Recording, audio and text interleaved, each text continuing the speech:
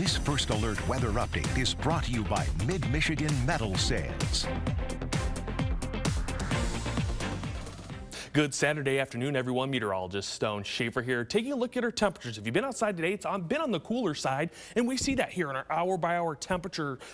But that's going to change into the night. Some warmer air is going to try to move in. Now, it is going to struggle for the most part. But as we get up tomorrow morning into about midday Sunday, we will start to see that warm air move itself to the north. That's still the big question of the day, though, because the farther north that warm air moves, the better chances we may have for areas down south to see that severe weather. Not every weather model is agreeing on that warm air getting that far north as we get through Sunday. So we'll be keeping an eye on this. This will be a big determiner of who could see that severe weather chance for Sunday. And this is all associated with a low pressure system helping pull in some of that air from the south into our region. Now, as that low pressure system rolls out of the state, it does move in some more colder air, and we get back into the 30s as you're waking up for your Monday morning. Now, as we get into our sky tracker, we can see isolated rain chances. They're becoming more scattered in some areas down to the south and up to the far north have continued to see rain and even a wintry mix develop. That area actually just north of our region has gotten a pretty good ice glaze throughout the day. So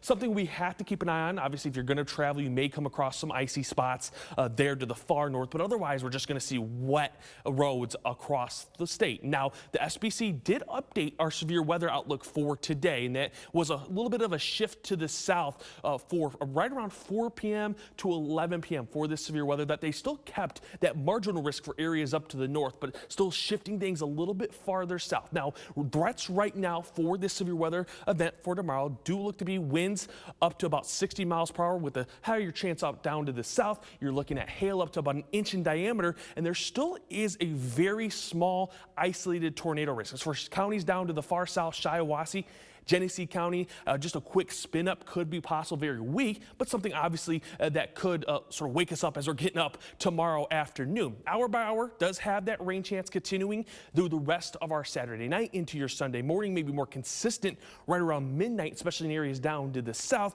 We do have a little bit of dry air rolling in early to late morning, but by midday looks to be another rain chance. And this rain chance could be important if you're someone that doesn't want to see that severe weather chance, because if this is a little farther south, that will hurt the energy in the atmosphere that could give us that severe weather a little bit later in the day. But for now, it is showing a little bit more of a northerly track, and that would give us that chance by about 5 to 6 p.m. to see a line of showers and thunderstorms roll through the state, giving us that severe weather chance with this line reaching the sort of Tri-City area, Bay Area right around 6 p.m. into the Thumb by 8 p.m. And again, timing is still a little bit everywhere with the weather models. Some models don't have this line moving in until about 8 to 9 p.m. and that could make a difference in how much severe weather chances we do have for Sunday. We'll move out though, and we'll have a dry Monday morning for most, just some rain up to the north. And the reason why we're seeing this is with that warmer air, with that low pressure system, we have a little bit of energy in the atmosphere. We call that CAPE, and we can see here by 5 p.m. quite a bit of energy, especially out there towards 127 down to Lansing. So